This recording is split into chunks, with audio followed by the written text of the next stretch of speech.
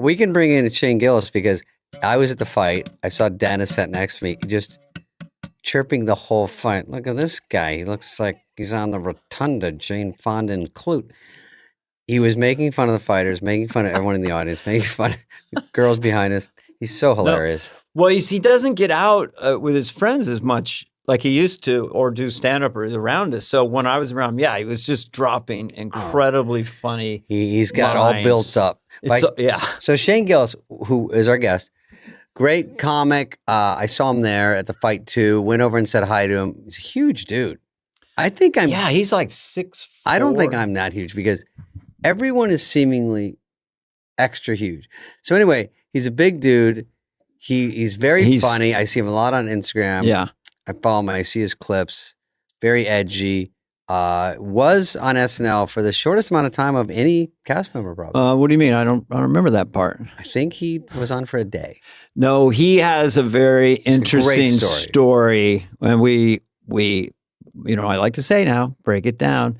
We break down his adventure into being hired on Saturday Night Live and then essentially let go, and the emotion around that and the circumstances around that. So it's a compelling story. It's a unique podcast, and he is one of the best stand-ups out there right now. Filling up huge arenas, getting big bucks. I don't want to say the story was a roller coaster, but it was. I'm going to say something. There was actual real emotion. There were laughs, but there was real emotion on the podcast we did with Shane Gillis.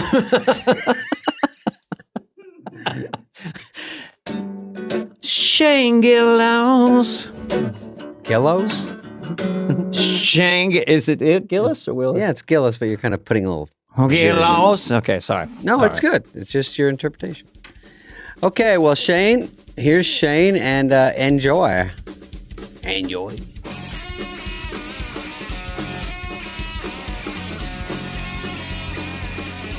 Look at Spade. I look like I'm from Yellowstone. That's not Kevin Costner?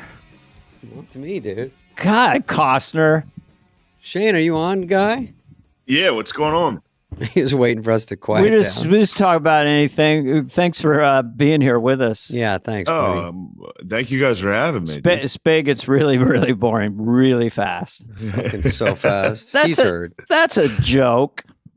No, Dana, I know a lot of guys that know Shane well. I don't know him well. I don't really know him, but all my funny friends think Shane is great, and stuff I've seen is really good, and so it's fun to have you here. And hey, man, a bunch of stupid shit. My sons told me over time. They said, "You got to see this guy, Bill Burr." It's like 10 years ago or whatever. Then they go, "You got to see this guy, Theo Vaughn."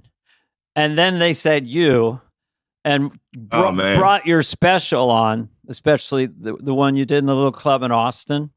Yeah. Which is pretty brilliant. I mean, it's got 8 million views. I think our listeners should understand this new idea of homemade show business where you don't have a corporate master and you're just doing stuff off the grid and you create this empire. It didn't exist. When I came through, it was Johnny Carson or an NBC guy for a sitcom. Now it's like the Wild West. So you're one of those people, I think, who'll do whatever you want, or you could go back on SNL. I've talked to Lauren last night. It's all good, yeah. I think it's a passage of time. It's that thing of like, we looked this special and we could really use like that kind of voice, Yeah. He's not going to let it go. He wants to prove he was right. Well, yeah, you had we're just getting all your greatest hits right now. Gilly and Keith. So you've been doing sketch comedy online too, which is incredibly funny. ISIS, Toyota, and Trump speed dating. I didn't know you were an impressionist, but your Trump is very cool. It's really good. Oh, thanks, man. This is I like this podcast, man. Yeah, this is good. It's only 6 minutes today, so you don't have to talk until the last 2 minutes. We usually just talk. We self-congratulate, talk about our guest for 20 minutes. We compliment you, and then we tap out. We play music. But anyway, how are you? That's all I had to say for now. I'm good. Things are good. When I'm done with this, I'm in New York right now. I gotta drive to Philly tonight, and then I'm from Harrisburg, Pennsylvania. I gotta drive home. Dude, he went to West Point, Dana. I know, that's the thing. I saw in one of the comments. It's what's great about Shane is he's got 30 points of IQ that he's not letting the audience in on. No, I went to like West that. Point. I went to West Point for about 3 weeks. So don't for Well- real. I quit right away. Well, what was it? I read about it. Was it a football scholarship, or were you like 4.2? West Point's not easy, is it? I mean, to get into. No, it's easier when you're playing football, which is what I was doing. But it's everybody there's on scholarship. You don't pay tuition at West Point. So Right. I got recruited to play football. So could but, I ask what your position was and what your size was? I played offensive line. I was about 6'3", 295, 300. You're about 6'1" now. Yeah. 6'1", 300. Wait a minute. You're walking around the planet at 6'3", 295. Shit. Yeah. What did that feel like? Because you don't look. You look husky, but you're not. I didn't know you were nowhere- that tall either. Yeah, you seem that's a monster. Yeah, it hurts physically. It hurts to be that big, dude. Well, it's like even though you hold the mic, you're so tall, you have to kind of lean down to it, right? You feel like even though you could bring it up, you still have to get down to it, kind of, right? It's sort of a stylistic thing, but it's very. Him and Kevin Nealon have to get down to the mic even if they're holding it. They just show how tall they are. It's so It's too tall. But anyway, so that's a fascinating. I've never met a comedian who was an offensive lineman at 295, and then it's like pretty much one of the best guys doing stand up right now. That's an amazing.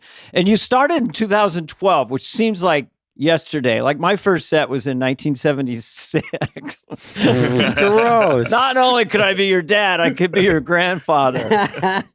I love the stuff you do about your dad screaming at the TV and all that stuff. It's really, really fucking Thank funny. you. Yeah. So you start. Well, let's just get out of the way this SNL horse shit because Okay. people tune out at minute 3 on us. We've found through studies. We've been talking about the metrics. Yeah, so they're already gone.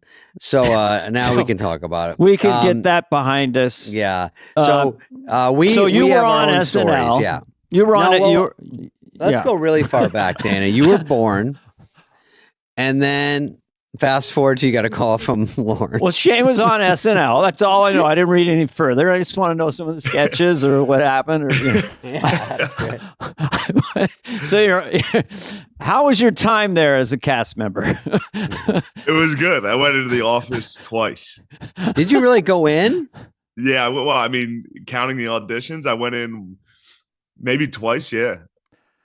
Not to meet anybody, just literally like damage control, like sitting there with Lauren talking about it. Yeah.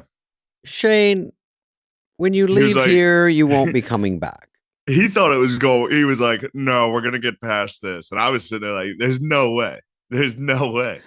Oh, he actually took that tack. That's interesting that maybe he thought it would, he's obviously in a controversial business of comedy, and Yeah. that show has always gotten in trouble. So that's sort of interesting about your story is that what does it take in this day and age to go too far in their eyes? And I guess you did, but that's the opinion.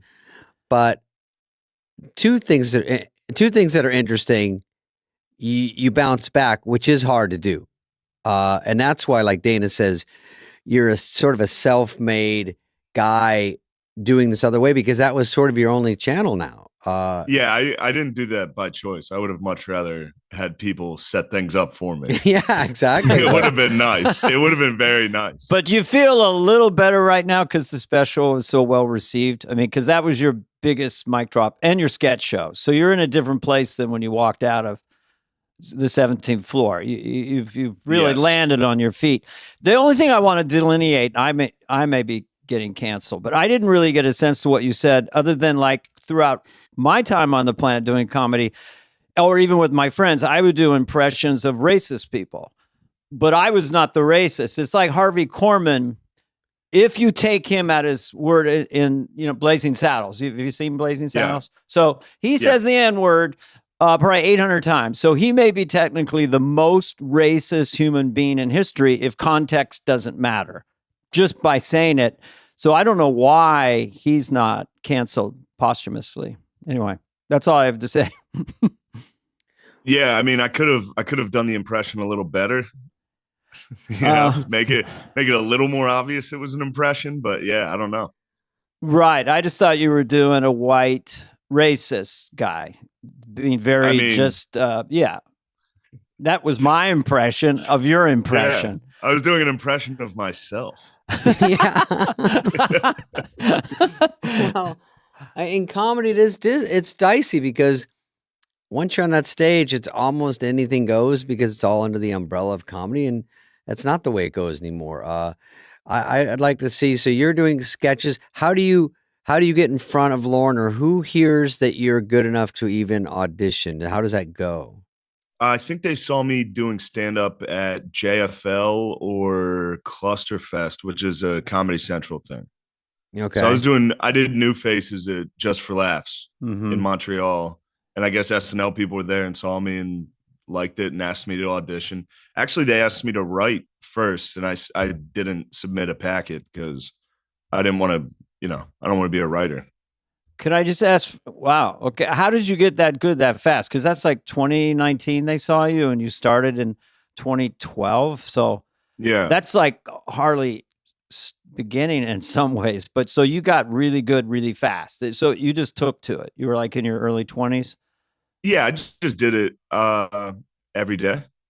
And did you write every day? Did you record, listen, and write? Or you just got up every day and kind of... Yeah, honestly, that's where podcasting really helps is me and my friend just joked around every week for a couple hours. And that's, you're just sitting there riffing and you're like, all right, that could work. And then you go to an open mic that night. You're like, all right, that works. And you're early in on podcasting too. So you're way ahead of the game on that. And does that get you enough of a base? Because podcasting is obviously bigger now. Dana and I have been assigned to do this one. And so through jury duty, we get points for this on my Amex card. So so you do that, and then it gets you enough of a bubbling audience to go to Just for Laughs. Shows what and was stuff. Your first big one? Yeah, Montreal, the Just for Laughs. Was that a big deal at the time to be asked? Oh yeah. Okay. I wanted New Faces very bad. Yeah. And that really, really launches people, that show, if you kill. Yeah. And some it doesn't, which is worse, right? They go and nothing happens. Well, they book a lot of people that aren't good. So if you're like, I'd been doing stand-up for 10 years when they booked me. So it was like some of those people that they book for New Faces are like literally like 2 years in. I was like, some of them are like 20 years old. I was It's like 30. open mic faces.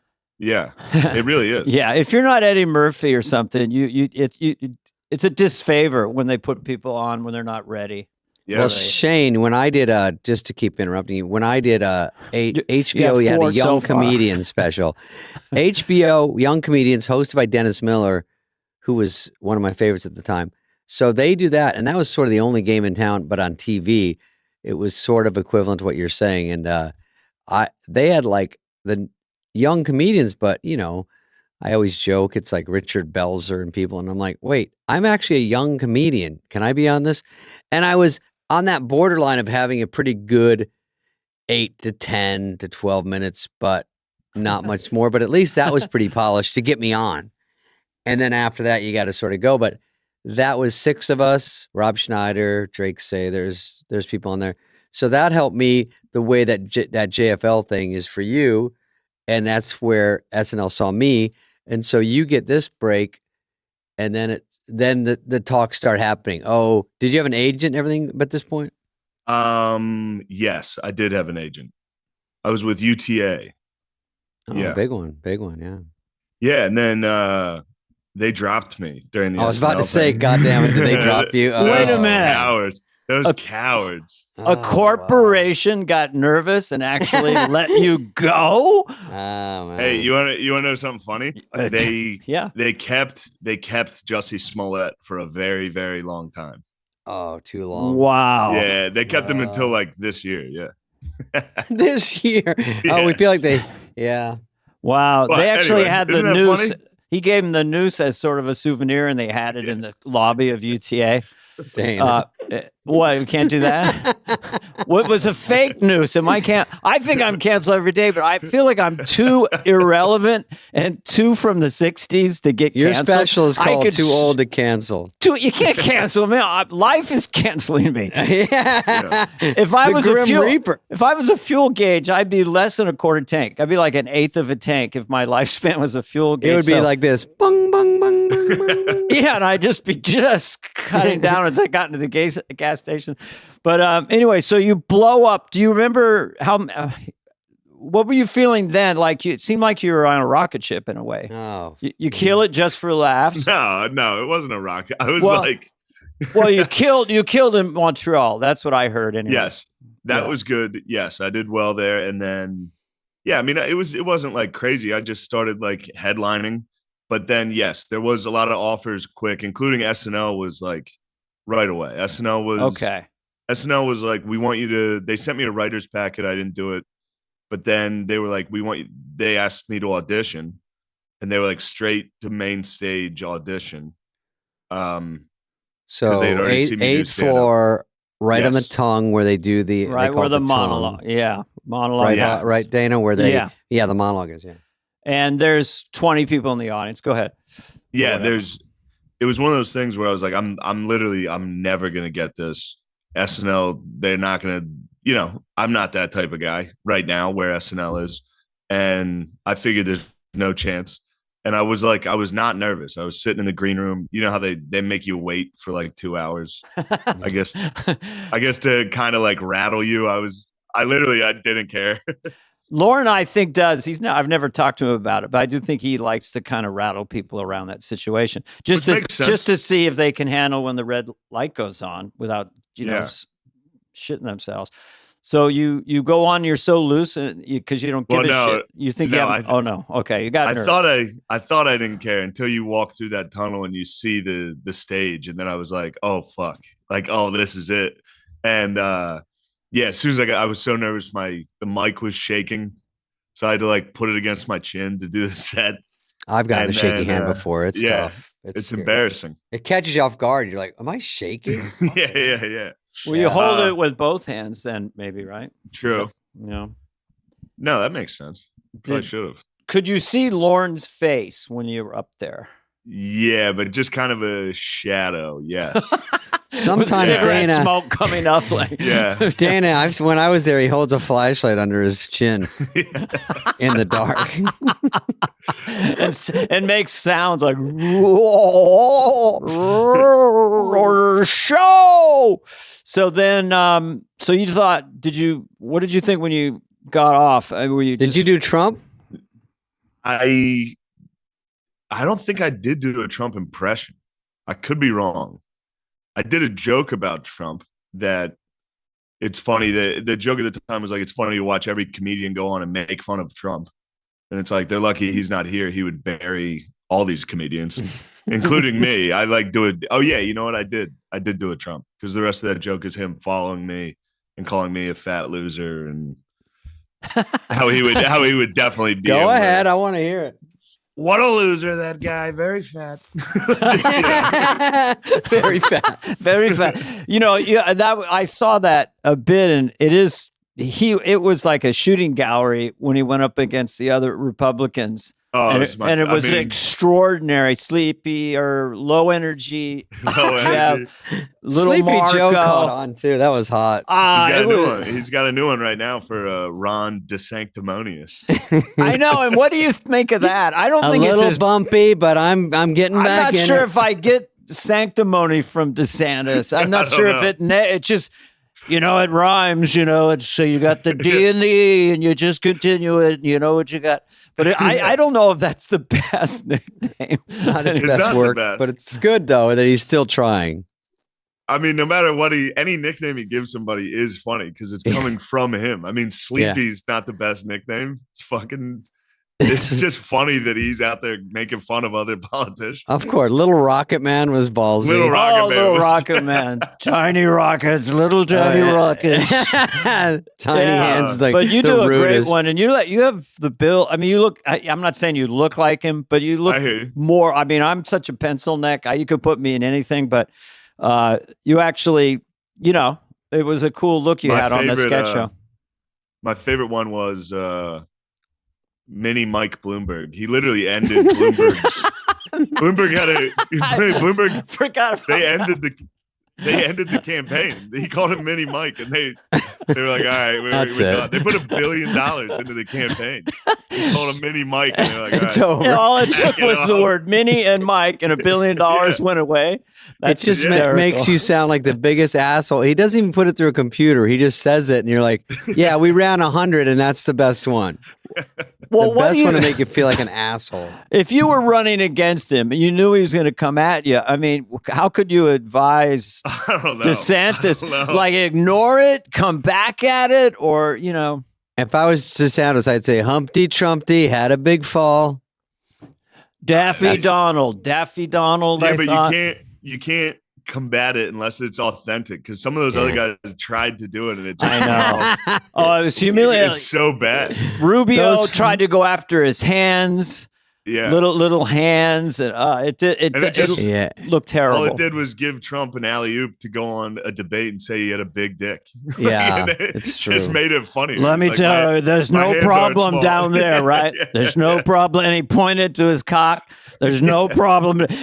It's still the most exotic political creature in the history of It's probably the insane. 2,000 years. I don't know about, He's up there with open micers. It's impossible. He's like a seasoned headliner. Oh, if you put him in a hip hop rap competition, I mean, Eminem would have trouble. Everyone would be in trouble. The only way to beat him is you gotta be Biden. You gotta just have no clue what he's saying. Just totally totally be unfazed. You can't get your feelings hurt. You're just up there talking. Well, I have a theory, Shane, that when he went to the first debate, I think he had a UFC fighter with him on the plane. And I think he got really amped up Trump. So what you would have been smarter for him to do would be let Biden talk, but he wouldn't let him talk. And that kind of made Biden look really good. Yeah. Yeah, I remember that first debate. Trump looked awful. Hyperbolic. And then Biden didn't have to really complete a sentence. He just could go, look at this guy. Come on. What do you say? Some people says it's Pirates of the Caribbean.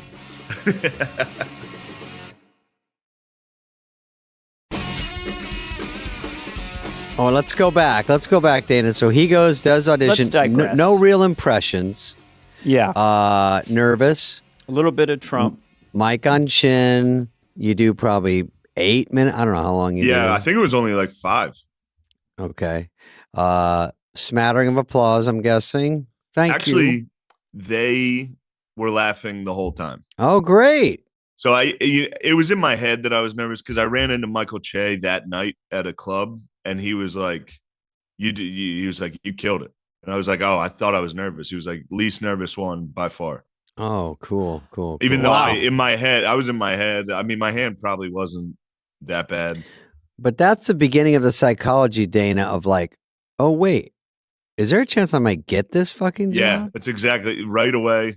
I got done. Yeah, when I got done, I was like, oh, I fucking bombed. No chance. Huh. And then that night I ran into Che and he was like, no, you did great. And I was like, oh, shit. I'm going to fucking get this. And then I started to get like a little, I don't know. I was never like happy. Yeah. Oh no! I- You wouldn't be happy. You Yeah. said a sense of dread, right? That's what when I first got it. I felt sick to Yeah. my stomach and dreadful. Like maybe I'll bomb on the show. Or what was your vibe? What was your like dread or just anxiety?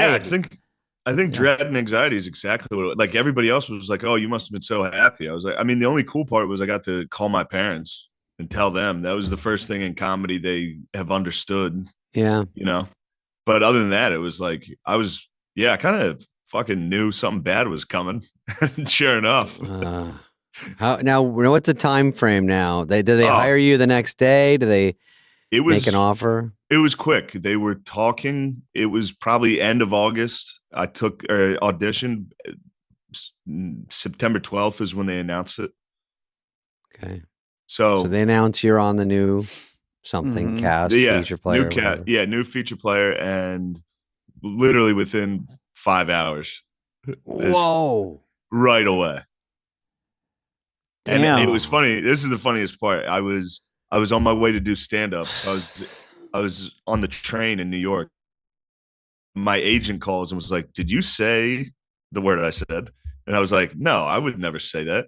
And then I hit a train stop, or in between stops I lose service.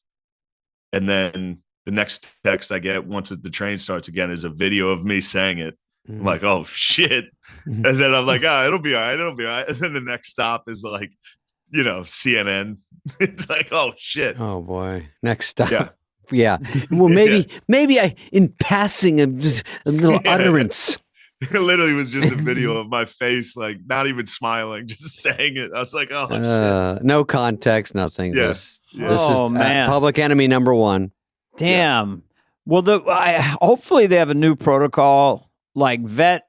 If you have a problem with someone, don't let them audition. This was a mistake.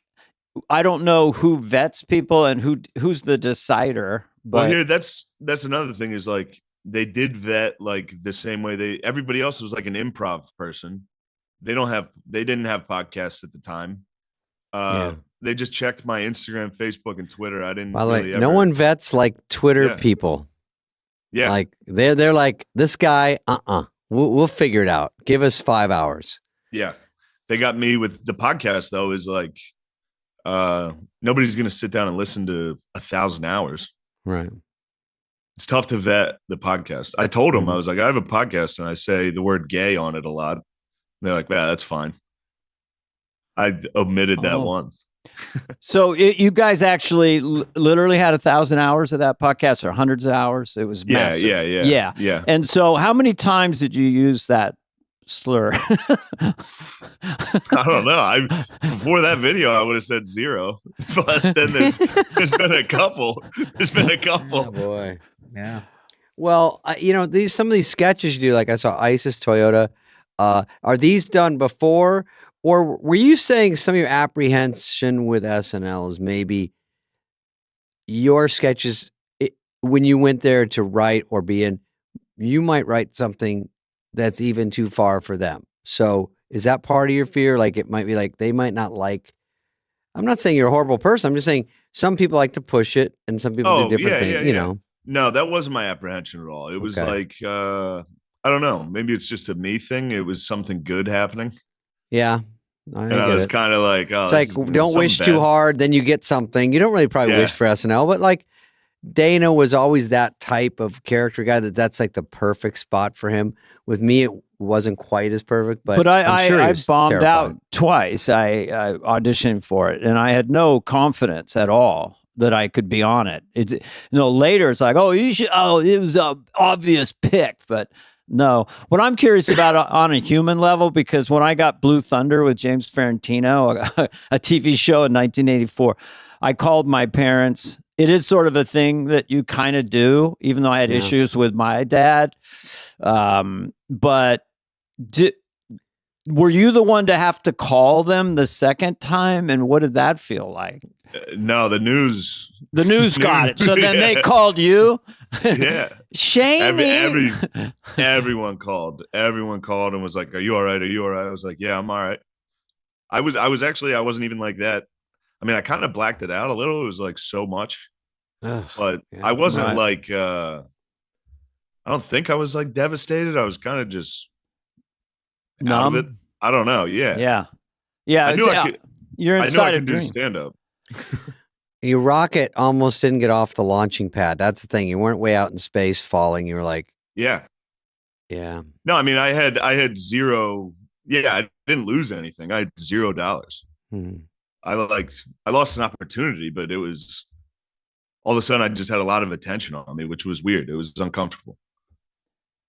Dana, I wonder if it comes down to like, I know these are corporations. I know Lauren has a good sense of humor, and I know, Dana himself, there's been sketches in the past that wouldn't fly today, of course. Oh, yeah. I did an Asian character in the 80s.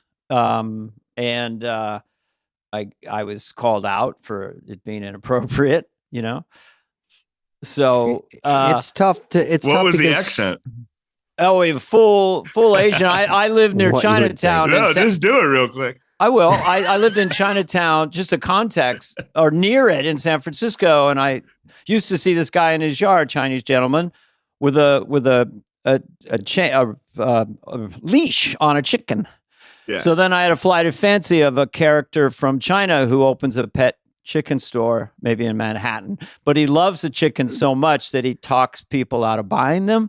So it wasn't any sort of stereotypical thing. It was like, so Lovitz came in and go, how much for this chicken? And I would say, oh, you don't want that chicken. That chicken, he think he like dog, but he not dog.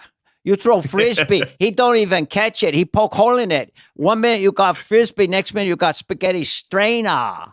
Because chicken make a lousy house pet. So there it was. Catchphrase. The catchphrase would, and then I would sing to My Fair Lady that people would leave, and I go across them to his beak, and that ran 3 times. And then Candace Bergen came on as a customer, and she told me that I was a racial stereotype, and that was the last one we did. We made fun, or we acknowledged it. But for me coming in, we go by. Bill Burr was on our show, and he just said, "What's your intent? Is your intent to hurt?" To me, it was naivete. I wouldn't even understand that being offensive in 1986, 87. And neither did anyone in the show.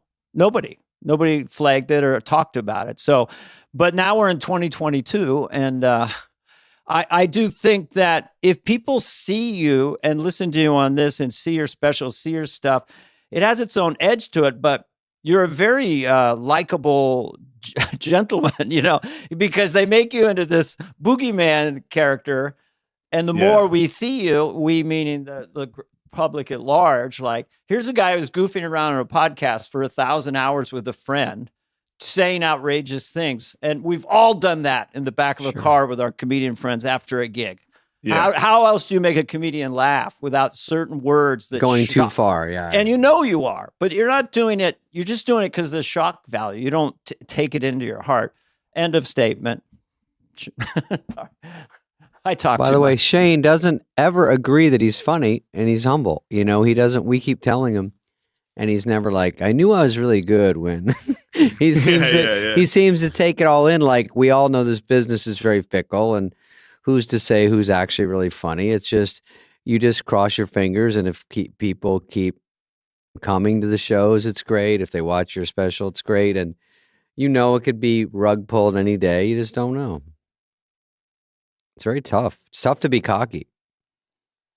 Yeah, you'd have to be a real dumbass. Yeah.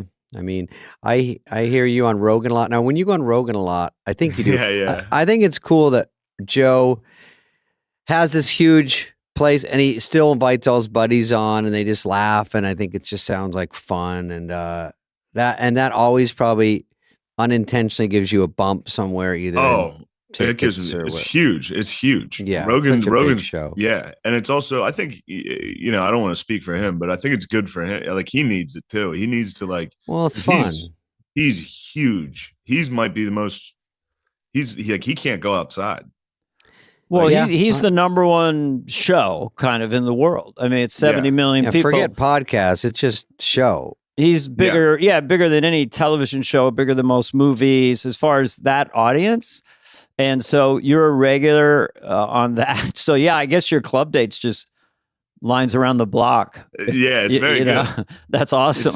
But I think Rogan, I mean, he always has his friends on. He always keeps his friends around. Like, probably keeps him sane. I'm sure it does. Sandler's like that. Sandler's pretty big up there. And, he just did a tour, and he's like, can you come out for a week and just come on stage or come at the beginning, and then we'll sing a song together, just because it's probably not quite as fun as it used to be in a weird way. And Rogan there must be so much responsibility in a weird way that he suddenly has, that he didn't even want. And now he has all these interesting people on, and then he has interesting comics. You guys all come on and bullshit, and it's just fun for him and the audience, I would imagine. Yeah. I knew, wait, where were you? You were just with Sandler, right? I just went out. Yeah, we just did some in the Southeast. I was He with Adam sucked. Egget. I was with Adam Egget. Oh yeah. He told me you Oh. were We were doing drunk. We were drunk, and I was like, "Text Sandler, dude, do it. That'll be cool." and And he texted. Sandler He loves said, it. "Spade's on stage." And he said, "Yeah, I'm fucking bombing. I'm sure." Yeah. He was talking shit. Yeah, of course. Yeah, it's a little quiet in there. No, it is fun in the arena. Yeah, It's fun. Schneider was there. I think Apatow did a few. I think Conan's doing a few. He just Swartzen and I just met him. Swartzen came to my show in. I was in Florida. yeah, don't buy his bullshit. Just met him for the first time. He's wild. Yeah, he's funny.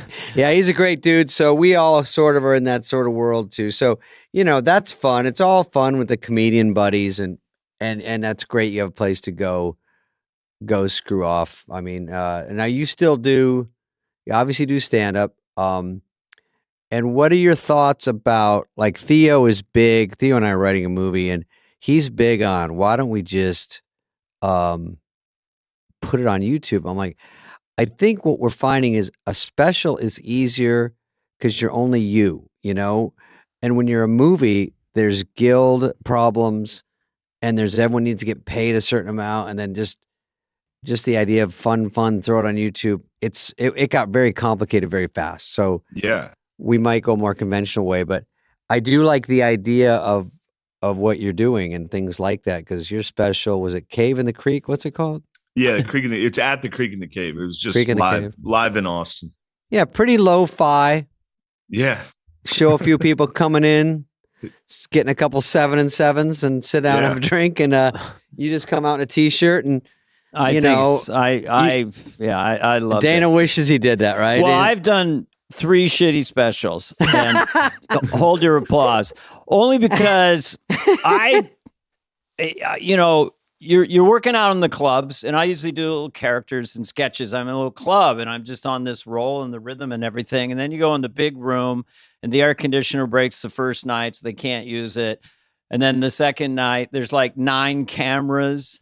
So then the because they have all those angles, you're like watching a special, bam, as if you're a flying seat.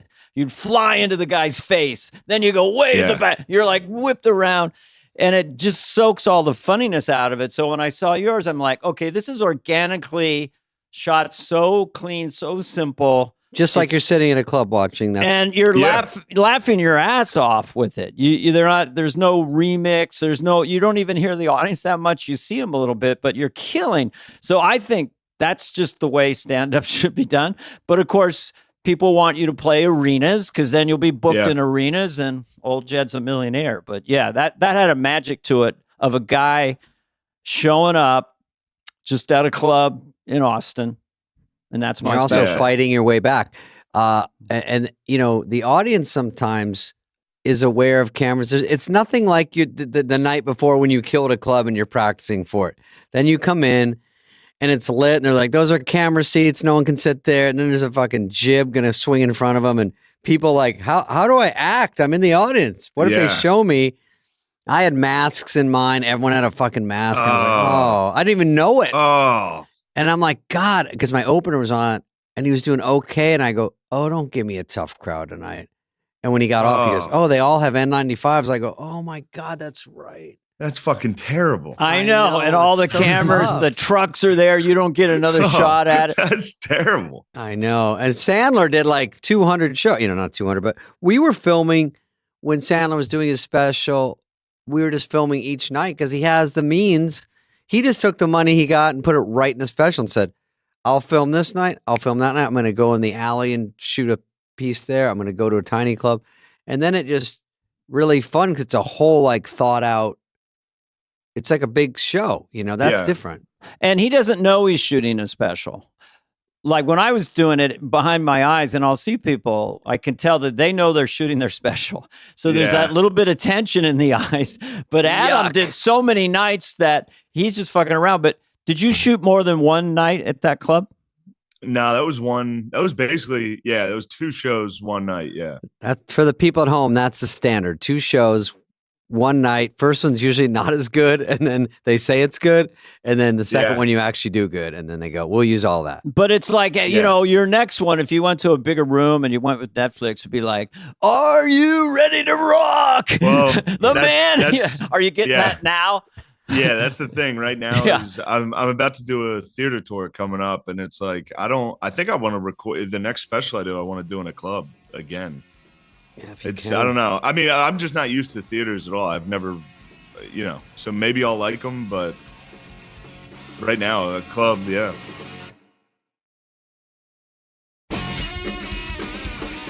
I'm on a theater tour now, and it's tough. It's not. My theater tour is like 2,000 to 2,500, so it's not as big as these guys you hear about. And I've never done theater, haven't even thought about it, but I go, everyone's doing it. Nate, Theo, all these guys. So I go, let me try it. And it's a different vibe. You know, it's not a pace, but you feel way more responsible. There's a weird feeling of nervousness. Yeah. Like they're paying more, they're staring. This is more of a big night out. There's no waitress. There's no drink. There's like, 4 balconies. Yeah, you don't know if they're drinking or what. And you're walking through the back, and it's like all cement, like you're at a show. Like stay in small clubs, Shane. Yeah. Just stay in small. But you make money. Yeah. Look at Nate Bargatze. Just keeps going bigger and bigger, and he's funny, Dana, because he's the opposite. He's like, I'm everyone's mom's favorite comedian. Yeah. That's his moniker because he's clean, very hard to be clean and funny, and he's great at it. I just saw him in Vegas recently. His new hour it's incredible. He's I can't believe. Good. Yeah, he's smart. He gets the TikToks out there. I didn't realize, I was just looking at my image on this. I didn't realize I had a bunch of religious. Yeah. I mean, my bad on that. This is my. You've got like a fucking beaver. Are you at your home? Or your parents? It's my apartment. Oh, your apartment. My apartment. Okay, so are you very religious? My girlfriend, which is fine. No, this is. Oh, okay. Yeah. Who's that guy in that painting? What's happening there? That's actually mine. That's sick. That's Father. That's Father Corby. He's blessing the Irish Brigade at the Battle of Gettysburg. Ooh, sick. And I'm Irish. He became the president of Notre Dame. I like Notre Dame football. Wow, good stuff, guys. That's podcasting. Jesus Christ! Could I make a comment about your skills, your skill set, since we talked about that other guy, Gabe Pagurzi? What's his name? No, sorry, he's great. Nate. I know it. Nate, I've been compared to Louis. I think it's because you are able to land really. Louis' stock and trade is he landed so many bits that were so sensitive, and he made them so funny. Chris Rock has done it, but you did one on your sister's addiction toward the end of this special, and one on coaching Special Olympics kids. Really tricky topics, but you brilliantly landed them so hard. The audience was, when you land something like that, the audience seems to laugh so hard, like harder than normal. Especially the Special Olympics stuff at the end with the Hooters thing. It's just like, it's just very difficult. I mean, do you have to vet those? Like you keep working on where the line is to keep them engaged and stuff? Go ahead. For sure. Yeah. I mean, you guys know. Yeah. You have an idea like that. You try it. You do it in an open mic. People are like, oh my God. Yeah. Cause you do it wrong a few times. Yeah. They're like, never do that again. You're like, I know it's funny. I know it's funny. I'm going to keep it. But then there's ones where people like never do that again. You're like, I know it's funny. And it's just never funny. And you can't find a way. Well, really? Keep doing it. Yeah. There are certain topics that are a little tough, Yeah. That I feel weird because I can't do, like, I'm the worst case scenario. Like, I'm white, supposedly rich, I'm male, and I'm old. It's like every complaint is coming my way. Yeah. Like I'm an inbox of like everyone's anger and hate. Yeah. It all goes back to me. And I can't even do jokes like you want to go, hey, I want to see Hamilton, but I'm waiting for an all-white cast. They're like, that's not funny. There's no jokes left for me because when do you? No, that is funny. When do you get to be like white joke? There's just you can't. So I just sit there and go. I guess you could. Just do I it, know. brother. I know, you're right. But like you were sort of officer and a gentleman on your special going, I got nowhere else to go. So Yeah, you might as well just Good come out reference. blazing. Yeah. You know what I mean? Because you had not a stigma, but once you leave SNL and the way it was a bumpy exit, then you go, So to well, if speak. I'm not going to get a Netflix special right away, and it looks like you might now, because Ted is pretty forgiving about just loving comedy, which luckily, and so he's willing to sort of grade on a curve, on people. So I would think, but so you go to do a lo-fi special, and I like that, and there's some people pulling for you. There's some people going, shit, man. Some people get a second chance. Does he? Yes, I Does think he so. deserve it? Like, that's the world. Do you deserve it? Yeah. Well, that's the one of, I don't know. Yeah. That's an unfortunate thing to have, is like, do I deserve a chance? And other people decide that shit. And it's like, Yeah. that sucks. That's one of the negative things. Cause when you get like canceled or however you want to fucking say it, Consequence. people are like, look at him. He's fine. It's like, no, I had to overcome shit. Like, it's not easy. And now I got to deal with I'll never not have scrutiny.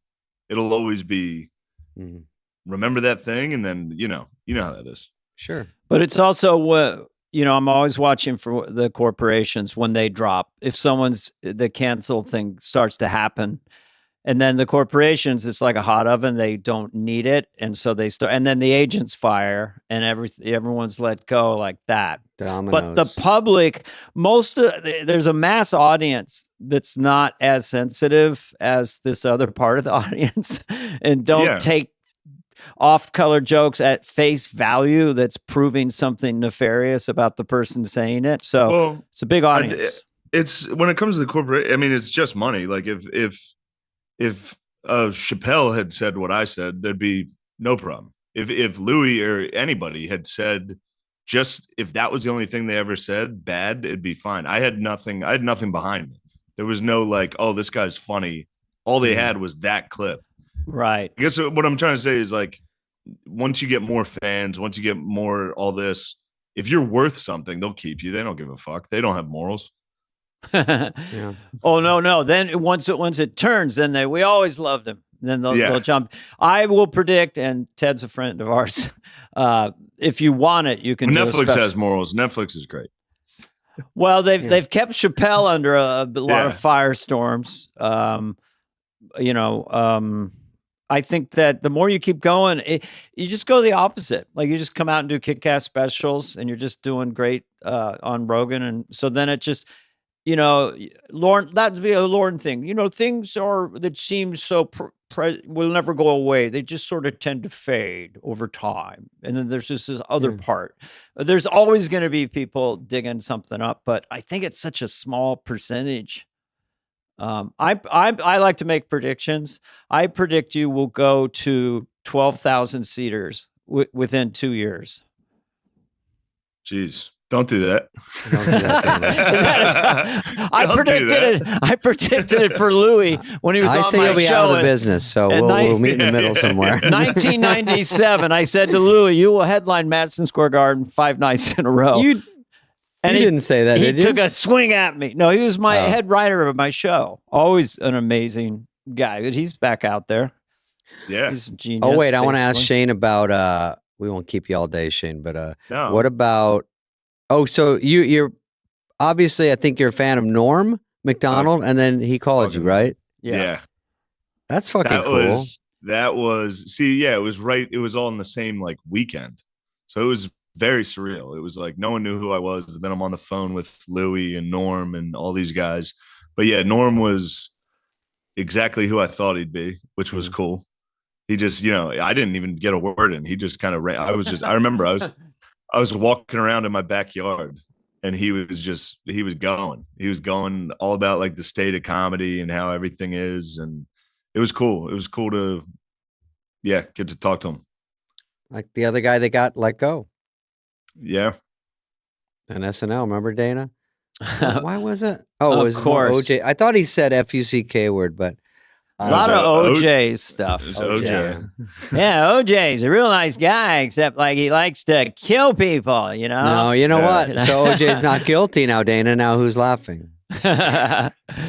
He's got a book out. But yeah, there's only one Norm, and he had a rhythm to him and a way of speaking that was so unique. I had a couple long phone calls with him too that were just fascinating because he goes all over the place.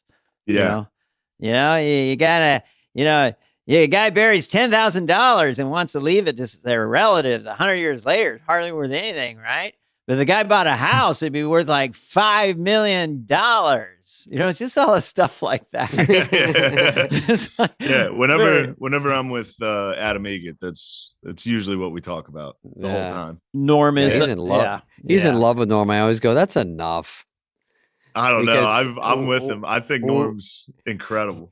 We were on Lights Out, and he was putting together a podcast. Norm, he's always on the phone for 2 hours. I go, let's get your head in the game, guys. Like, it's Norm. I go, boo. That is how he talks, dude. He is a little bitch. He's such a little bitch. I don't know. I know a guy, Larry Bubbles Brown, that opened for Norm a lot and loves Norm, Larry Bubbles Brown. And he said Norm would just get on a run and he'd just walk rooms.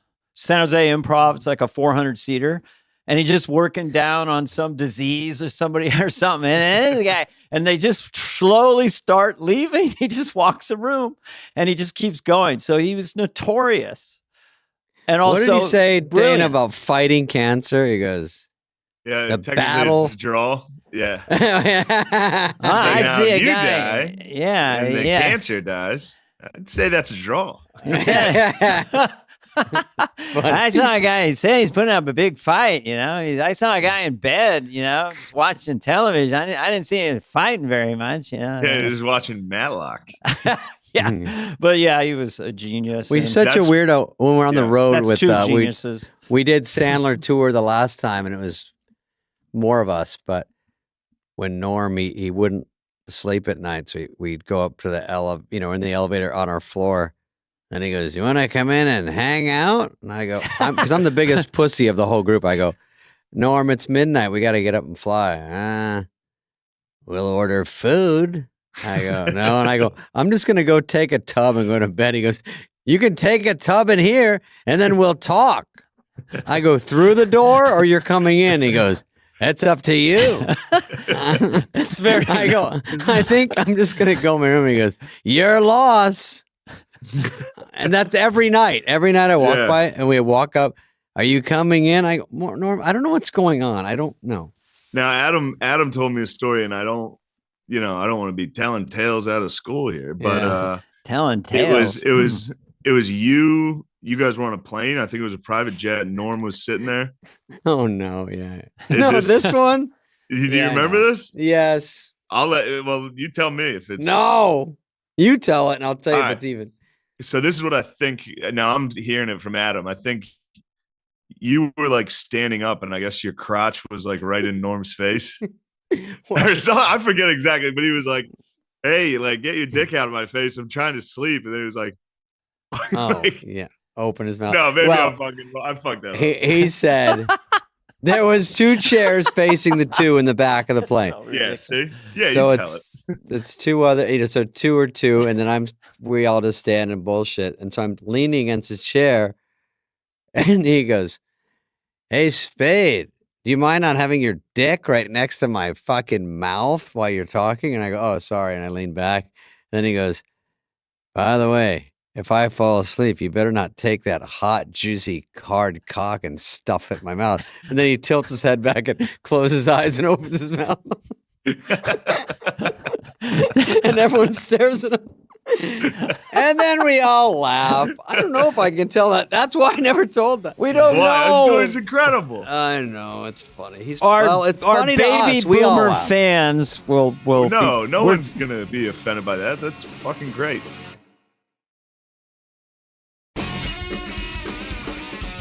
Did Norm, when he got into bed at night, did he just giggle for an hour of all the things he said to people all day? Yeah, every guy Spade on the plane there. Yeah, oh, my mouth. He's his cock, He must have just, because it is funny. He would he was a kind of He would be a rabble-rouser. I don't know if you call him almost a flim-flam man. He would just play with you, but I would just start doing an impression back to him, Hey, just you knew he was just sort of fucking with you in such a funny way all the time. So funny.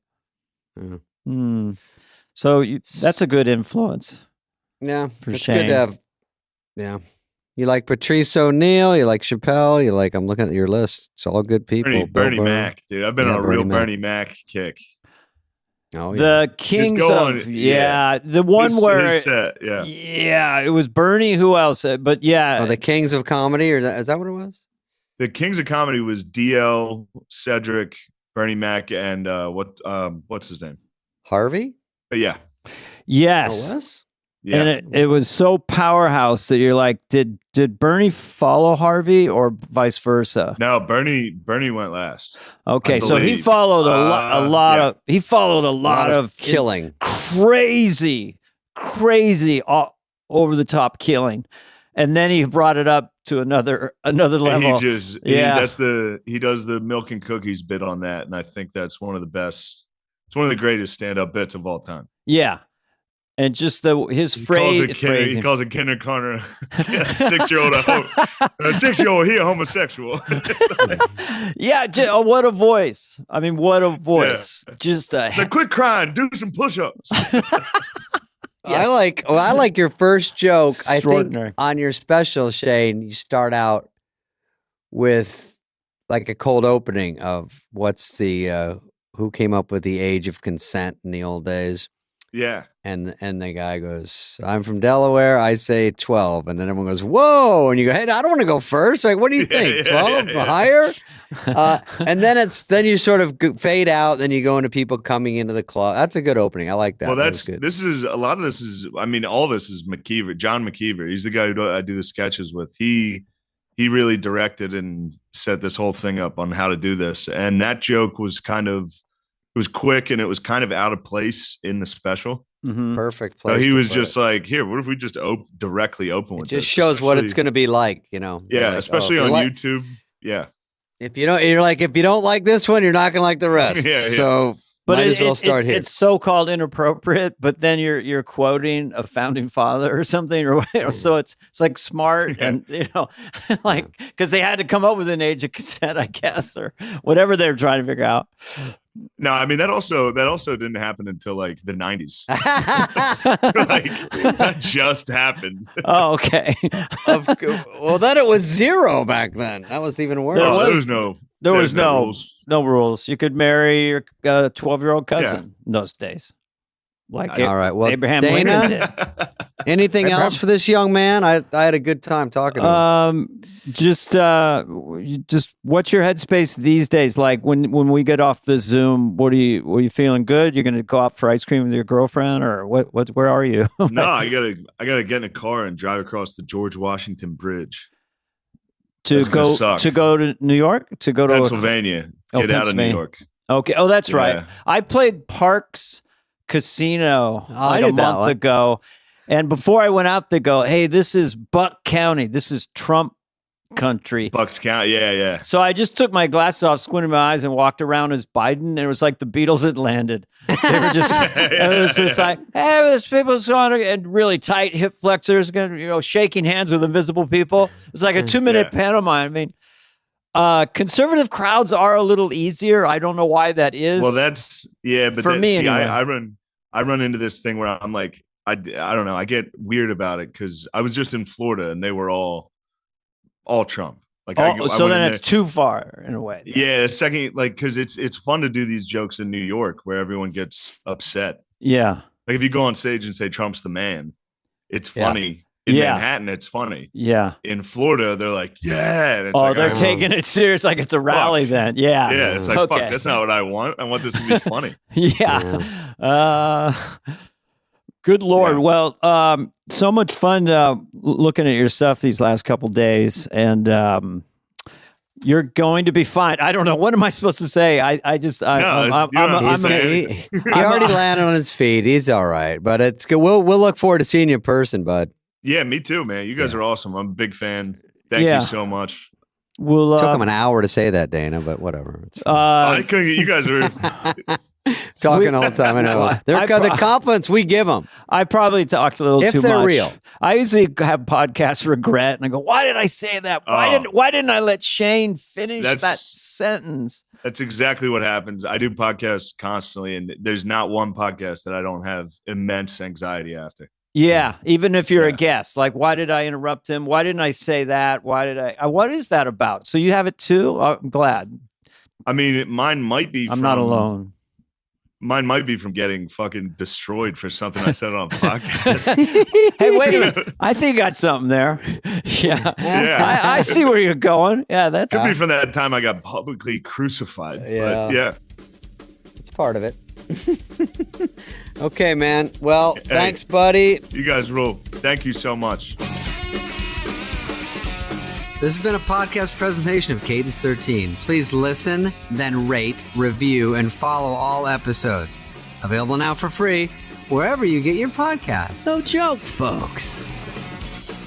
Fly on the Wall has been a presentation of Cadence 13. Executive produced by Dana Carvey and David Spade, Chris Corcoran of Cadence 13, and Charlie Finan of Brillstein Entertainment. The show's lead producer is Greg Holtzman with production and engineering support from Serena Regan and Chris Basil of Cadence 13.